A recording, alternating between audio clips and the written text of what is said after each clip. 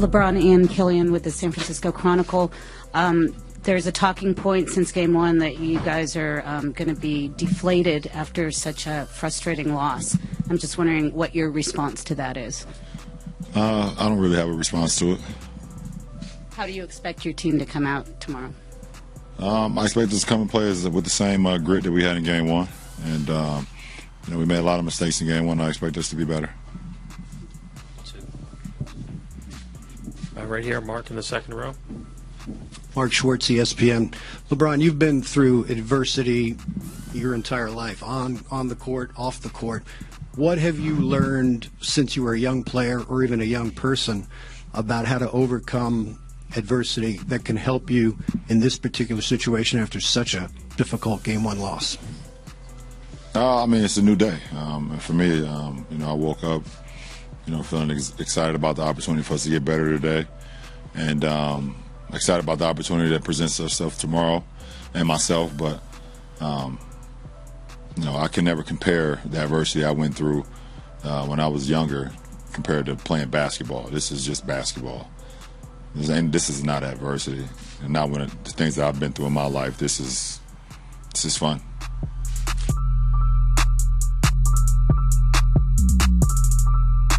On you and your teammates to kind of ease that scoring load on him in game two? There's a lot of pressure. Not for myself or my teammates, but just playing on his team.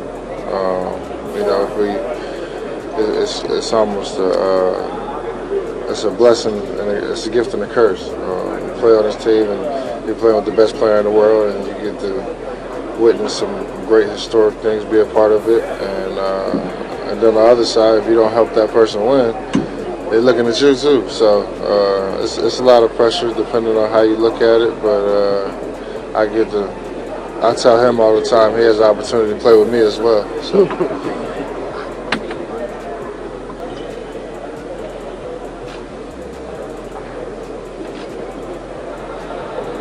After thinking about it a lot, obviously the last 24 hours, and however minutes since the game was over,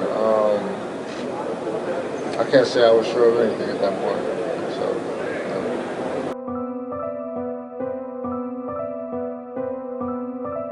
So, Brian, one of the many things that you're obviously notorious for is getting to know the strengths and weaknesses of your teammates, from how they like the ball passed to them, to the spin, to the speed. You've kind of taken that to a next level. Your time with JR, what have you learned about him as far as what you need to do with him the last 24, 48 hours to get his mind right for tomorrow night? I think JR is one of the most resilient guys I've ever been around. I think it just comes from not only him personally, but his household, his mom, his dad, his brothers, his sisters, and not his family now as well. He probably took that loss as hard as anybody the other night, just as anybody on the team. But one thing about JR, he has an uncanny ability to bounce back, and I think people have seen that throughout our postseason runs where he hasn't played well or played to his ability that he think he should have played, and then the next game he comes out and shoots the ball extremely well and just very locked in. And for me, I don't really have to. I don't think I need to say anything to JR. I've been knowing JR since he was in high school. It's not like he's a new teammate of mine or someone I just met. JR knows what I expect out of him, and he expects things out of me, and we just try to go get it done.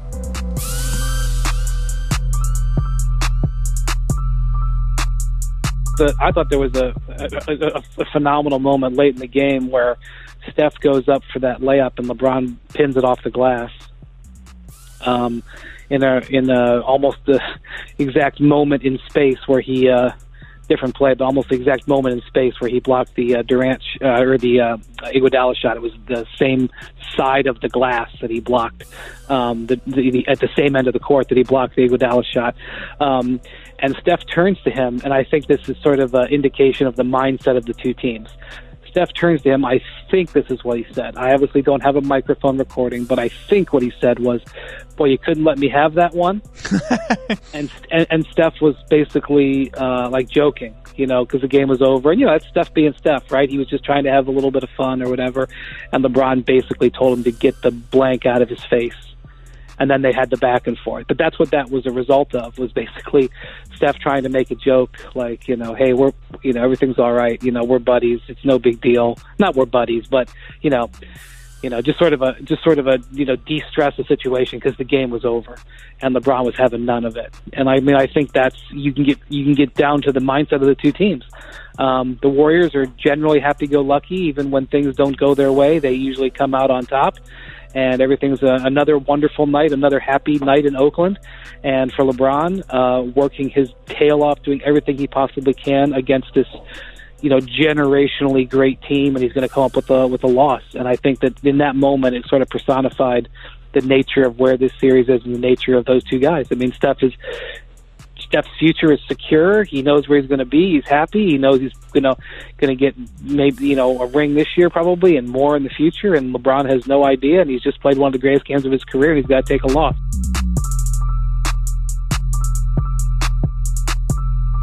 LeBron had a couple words for each other, but it isn't like there's a lot of hatred here. How have you guys been able to compete for the same thing so many times, but still just be competitive without really crossing the line? This is just basketball.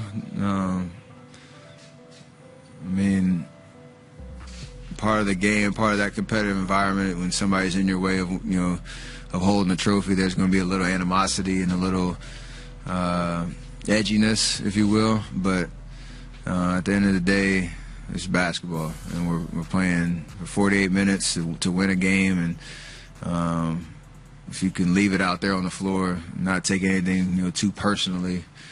We're not holding hands and singing songs as friends. We're enjoying the competitive environment. I think that's a consistent thing between our two teams. And obviously, we see each other twice a year during the regular season, and wait till June, so there's not a lot of face-to-face time throughout the season. Maybe that has something to do with it, but right now it's just about winning a championship. And you don't want to let anything distract us from that on the floor.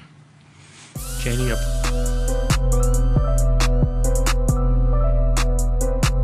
LeBron, we can't see it under your hat. So how's your eye today? It's better.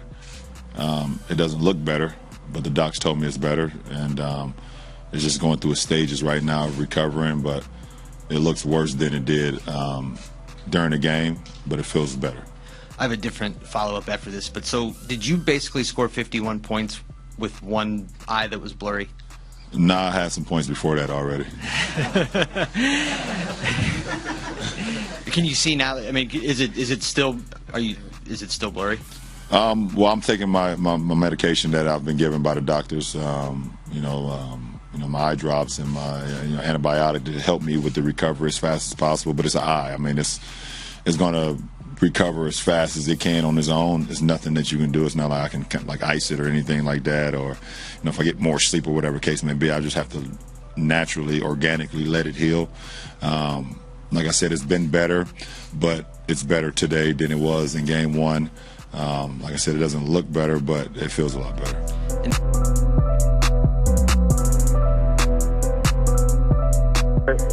In the list of tough losses you've had in your career, where does this one rank?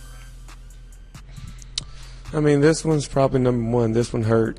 This one hurt bad, with a lot of things that went on.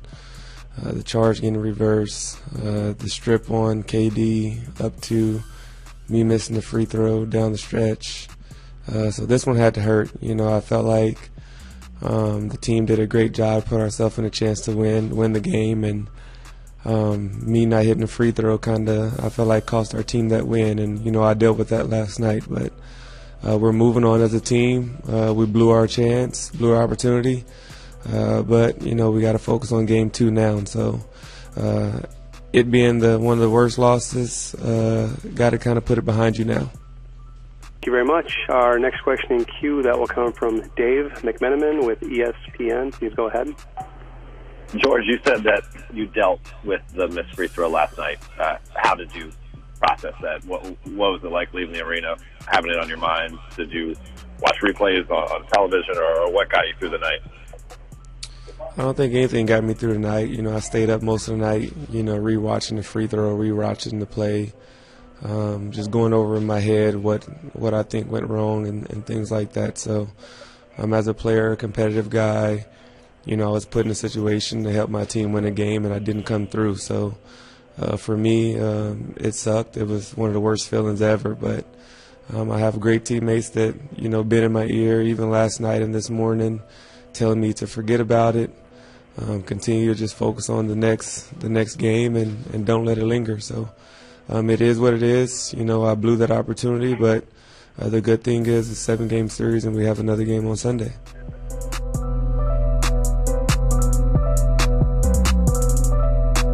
Game 1 was the toughest loss in his entire career. How can you as a leader help lift a player like that who maybe hasn't been through it before? Well, we both went through some of the same, you know, emotions.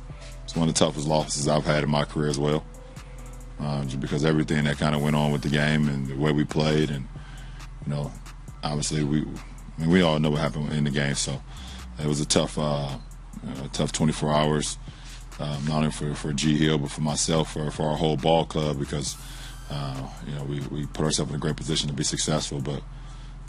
Like I said, you give yourself a day. If you need to take 2 days, okay. But today you should feel excited about the opportunity to be better and be great, and move forward.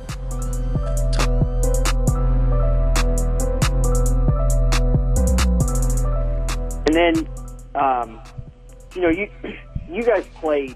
Obviously, you played last night like you belong in this series, and that you're not afraid of the Warriors, that kind of thing. But to have a game like that, where I mean, you really could have won, should have won. Does that change the mindset or add to it, like as far as how you view this series and how it might go? I mean, definitely not. You know, I think our team is the only one who think we can win. I'm sure a lot of you guys already counted us out. A lot of the media probably counted us out. A lot of teams counted us out. So.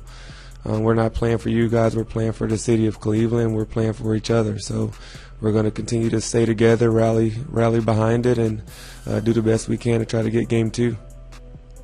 Thanks. Thank you.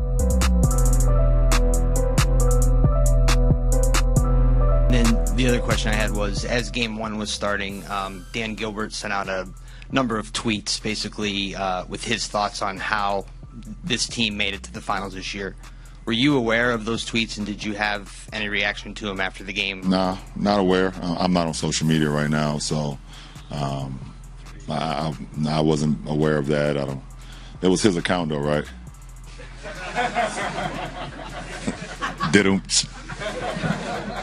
Yeah. Tim in the back. Chris, last question in the back left. Chris Haynes, ESPN. LeBron, when you first came in the league, the only time you would hear from criticism would be from, I guess, us media members, and now with social media and people come up with these memes and these creative bits and whatnot. How have you adjusted to that, as far as, I don't know if you engage or look into that, and secondly, how have you noticed your teammates or your peers, is it a negative effect on them if they consume that too much? I think it comes with growth. I think it comes with understanding what matters and what doesn't matter in your life, in your personal life. For me, it took time. Obviously, I came in the NBA before social media. I don't know how many people are part of the league before social media that's in here, but I see a few of you got some gray-haired guys in here, so you guys are definitely around then. There was, you could hear criticism, but it took 4 or 5 people to finally get to you, if the criticism happened. And then as you get into the later, years of the 2000s, then you start the social media thing. And, everybody's excited about it. Everybody is like, okay, just the touch of a finger, you can post something or see something. Everybody's, it's like it's the greatest thing ever. And then if you, like a celebrity, then you realize it's actually really bad for you, if you pay attention to it. Like, if you really pay attention, there's people out there that really try to tear you down, and you have to realize that, one, you don't know who they are. 2, they don't know what they're talking about. 3, they've never stepped in your shoes or been in the light to understand what it means to have to perform or whatever the case may be. There's like, I guarantee there's doctors and surgeons and cops and firefighters and people like that's on social media, and people are like roasting them too. You know, you can't really like, and as you get older, you realize you like, I'm gonna do what I do. I put all my time into my craft. I give it all that I have, and I live with the results. You can't get involved in that. So I can only speak for me. I've learned how to laugh at the memes that come through. I learned, like, if it's like someone that's trying to, you know, kill me in a fashion, to laugh at that too, because it's funny at times as well, and not take too much into it.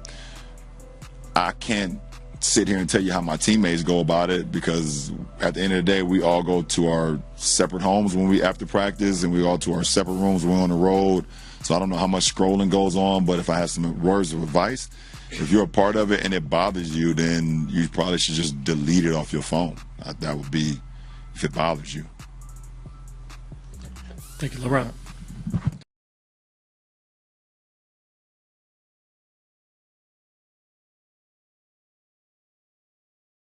Right.